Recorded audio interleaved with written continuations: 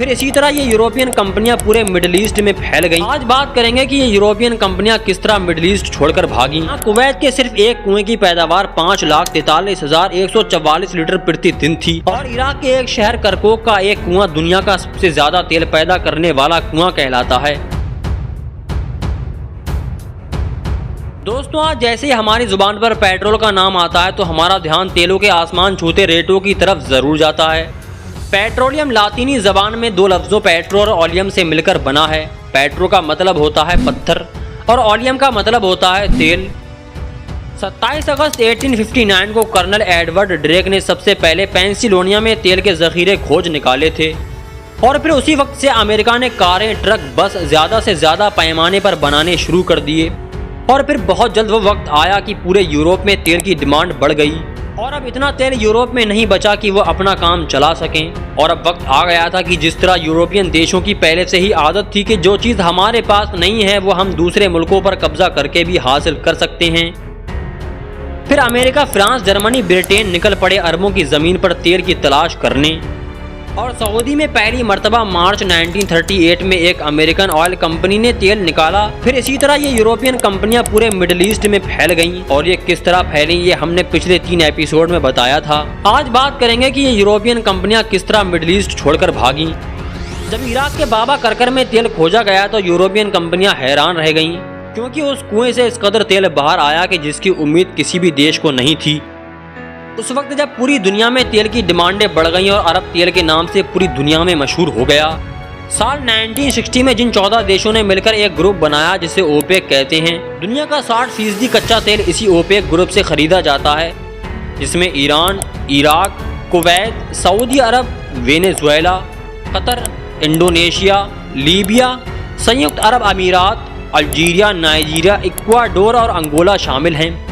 इसी साल 1960 में जब तेल नापा गया तो वेनेजुएला के एक कुएं की औसत पैदावार 57,399 लीटर प्रति दिन थी और रूसी कुएं की पैदावार 10,148 लीटर प्रति दिन थी। वहीं कनाडा के एक कुएं की पैदावार 8,268 लीटर प्रति दिन थी और अमेरिकी कुएं की पैदावार सिर्फ 1,908 लीटर प्रति दिन थी। ये तो था यूरोपीय देशों के तेल का आंकड़ा। अब बात करें अरब देशों के तेल के आंकड़े की तो साल 1960 में ही खित्ता अरब के तेल के कुओं की पैदावार जो यूरोपियन तेल से सैकड़ों गुना ज्यादा थी, जहां कुवैत के सिर्फ एक कुएं की पैदावार 5,43,144 लीटर प्रति दिन थी और लीबिया के एक कुएं की पैदावार 5,61,111 लीटर प्रति दिन थी और सऊदी अरब के एक कुएं की पैदावार 11,08,707 लीटर प्रति दिन और अबू धाबी के एक कुएं की पैदावार 10,61,643 लीटर प्रति दिन थी और कतर के एक कुएं की पैदावार 8,30,457 लीटर प्रति दिन थी। वहीं अल्जीरिया के एक कुएं की पैदावार 1,97,160 लीटर प्रति दिन थी।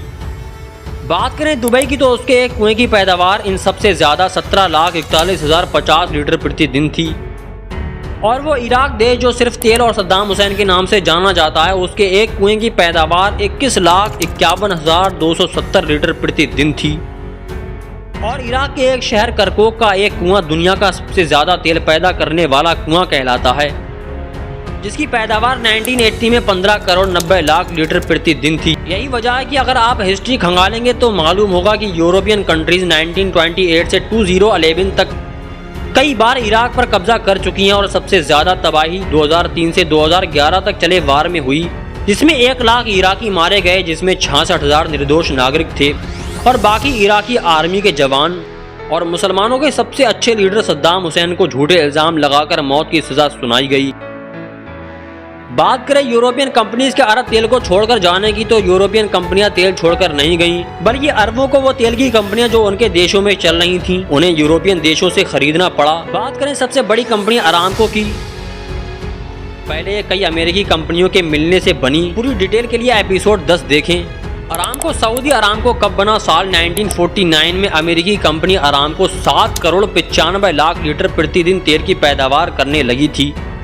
साल 1958 में अरामको ने एक साल में कच्चे तेल की पैदावार 10 लाख बैरल कर ली थी और इस तरह अरामको का सऊदी अरब के तेल पर कंट्रोल बढ़ता गया। पिलाकर 1980 में सऊदी अरब ने फैसला किया कि अमेरिकी कंपनियों से तेल के सभी लाइसेंस खरीद लिए जाएं और इस तरह 1988 में सऊदी अरबियन ऑयल कंपनी या सऊदी अरामको का कयाम हुआ। अरामको कंपनी के अमेरिकी मालिकों ने सऊदी अरब छोड़ने के बाद शेरोन, टेक्साको और एक्सोन मोबिल जैसी कंपनियों की शुरुआत की।